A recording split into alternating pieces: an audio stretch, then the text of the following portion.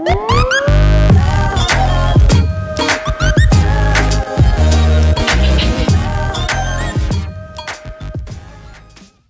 what's up, kamusta? Ayos po tayo dyan. So nandito tayo ngayon sa may SYM Pulilan branch para hanapin yung motor na babagay sa'yo. So bago natin umpisa ng ating vlog ay mag-subscribe ka muna sa aking YouTube channel. I-click mo na rin yung notification bell para updated ka sa lahat ng videos na upload natin dito araw-araw. So umpisa na natin yung vlog ngayong araw na to. Ayos na ayos siya.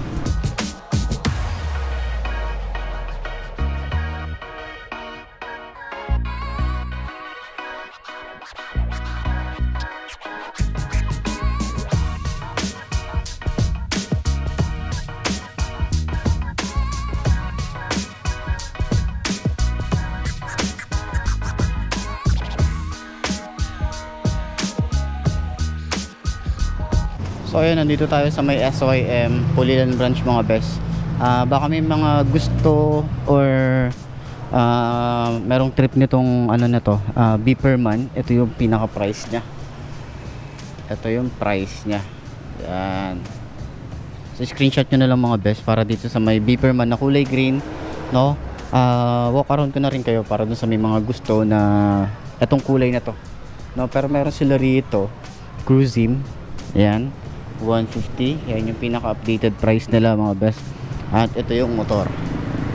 Yan, para naman sa keyway SIP. Ito naman yung SIP. Yan. So ayan, meron silang available dito na matte gray. Yan. At tapos meron din sila ron, mga repo naman yun nandun mga best. Ito mga brand new yun nandito. Tapos may mga pang tricycle din sila ron, no? Tapos ayan, yung bonus 110. Yan. So dito naman meron din sila rito Asenso, tapos Cafe Racer 152. Yan, kulay green, no? Same nung kulay nito. Itong Beeperman na kulay green mga best, para dun sa mga repo. Ito, may mga repo sila rito. Yan, hanggang dun. So yun, para dun sa Beeperman, ito ay may mga walk around na tayo nito. Kaso itong kulay green, naisipan ko na lang din i-vlog. At ayun, shoutout na pala kala Chelsea TV na. So subscribe na rin kayo sa channel niya. So ayan, ito ay 4-stroke single cylinder 149cc carburetor, air cooled, 5-speed. And then yung ano nito, dry weight nito ay 117 kg. So may magaan-gaan naman siya mga best.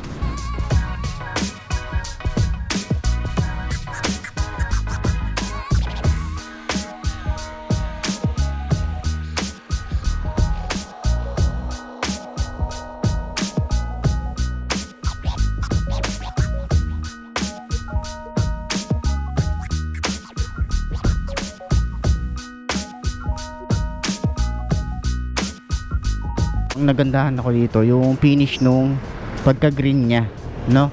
Tapos yun pa rin naman yung itsura dito sa may ano nya, sa may headlight nya. So meron pa rin tong LED rito, LED dito sa gitna, tapos dito LED rin dito sa gilid. Tapos yung parang pinakamata nya is yung signal light. Tapos meron din siyang chrome design dito mga best. Tapos yung ano, bulb nya, ayun, meron siya halogen bulb mga best. Pero sana magkaroon na mga upgrade dito na LED na lahat para mas ano siya, mas maganda siyang tingnan, no? Tsaka mas maliwanag sa gabi. So yun, ito may pagka, ito matte green, tapos dito matte din, mas merong Euro Motor mga best. So sa mga nagtatanong kung ano ang saan gawa si Euro Motor, ito kasing si SYM is Taiwan, pero itong si Euro Motor is Chinese brand siya mga best. So si SYM lang yung nag ano dito, yung dealer kumbaga, ganun. So yun, naka telescopic fork. Ito, ganda ng pagka glossy nito. Yan. So ang ano pa rin, parang lumaki yung ano dito, no? Parang sobrang laki naman nung ano, nung disc brake nya. Lumaki yung disc brake nya. Tapos naka mugs, matte finish yung mugs nya mga best. Tapos yung size dito is 80 by 90 by 17. So meron na rin tong decals dito or sticker dito sa may mugs nya mga best. So Yuanqing yung brand nito. So ano yan, Chinese brand yung Yuanqing mga best. So sa mga nagtatanong bakit may ganito, i-cover lang naman po to. Hindi naman siya liquid cooled, air cooled pa rin siya mga best.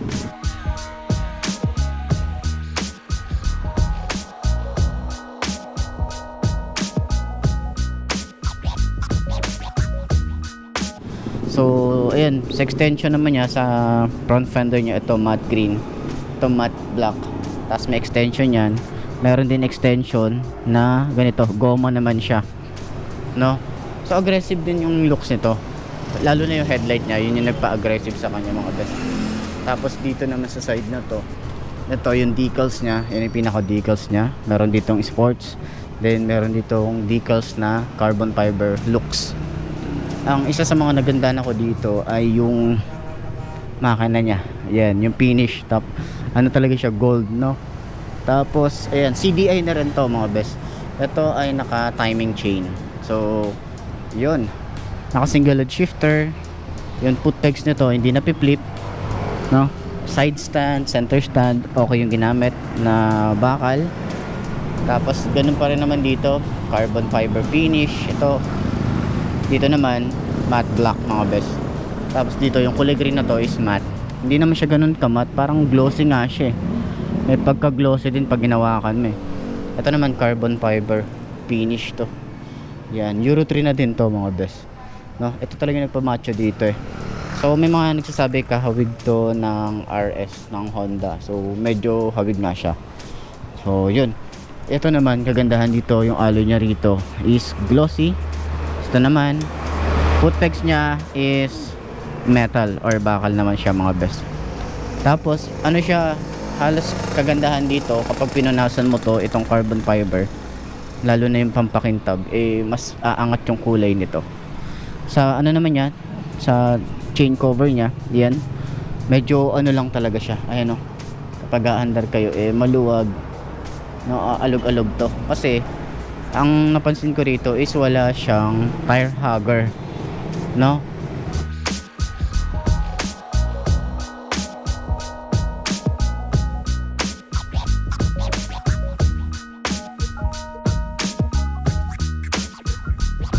Kaya aalog-alog din to, parang sa motor din natin. Pero yun kasi, ito kasi hindi to madaling masira kasi flexible naman yung plastic na ginamit.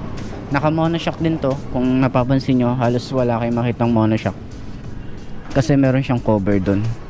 So kagandahan, hindi agad-agad na puputikan yung shock, no? Kasi meron siyang cover. Kagandahan dun sa motor na to. Ang size nito ay 180 by 70, so tube type. Naka mugs din dito. Ang size nung sprocket dito ay 46. Yan. So macho lang siyang tingnan, no? Ang sexy niyang tingnan dito kasi nakikita mo yung nasa likod niya, lalo na tong gulong na nandito, 'di ba? Ang yun yung nagpapogi dito eh. Tapos yung pasubsob yung design niya pagdating dito sa gilid ay sa likod, 'di ba? Tapos yung beeper man niya, ayan, beeper man, kitang-kita na siya, basang-basa na dito sa kulay green. So ayan, 150cc.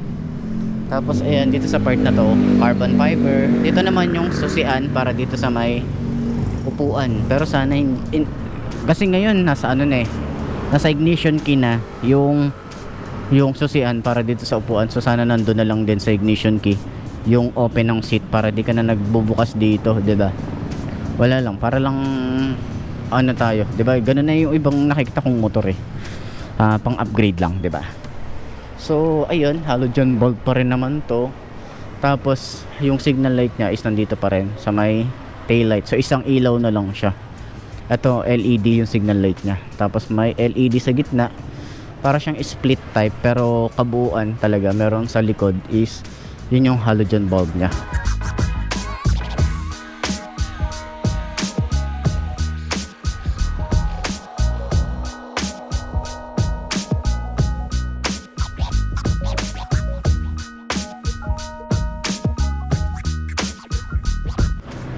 Yan, may reflectorized, lagay ng plate. Ito carbon fiber to. Ito. So okay din yung ginamit na plastic dito mga best. Yung pagka carbon fiber niya. Yan, hindi siya malutong. Yan, naka disc brake din dito sa likod. Ang size nung disc dito ay 3mm. So yung caliper naman ito is wala siyang brand. So eto, nakarinig na ako ng ano nito, ng sound check nito, etong exhaust. Dalawa kasi yung butas. So maganda yung tunugan nito. Para na rin tong ano, mga Suzuki yung tunog, yung mga Raider type, mga best, ganun yung ano niya, sound check niya. So ayan. Dito naman sa part na to, ito kickstarter. Yan, okay sa akin yung rear brake pedal nito. Yan. So sa grab bar, ito hindi ko type yung ganitong grab bar. So sana patulis. Tapos split siya, hindi siya magkasama, split. So yun, ito glossy gray, mga best. So, pagdating naman dito sa upuan, makapal yung upuan niya. Pati yung sa dito sa rider. Tsaka dito sa OBR, makapal yung ginamit na foam. Tapos ayan, yun nga yung ano nito, naka upright position yung kanyang handlebar, no? Yan. Tapos digital na yung kanyang dashboard or ano, panel gauge, mga best. So meron ditong select and set. Ignition key, yan. Meron naman tong safety feature. Open nyo lang yan dyan, malalak nyo yan para kapag nagpa-park kayo, safety yung motor nyo, diba? Safe na safe.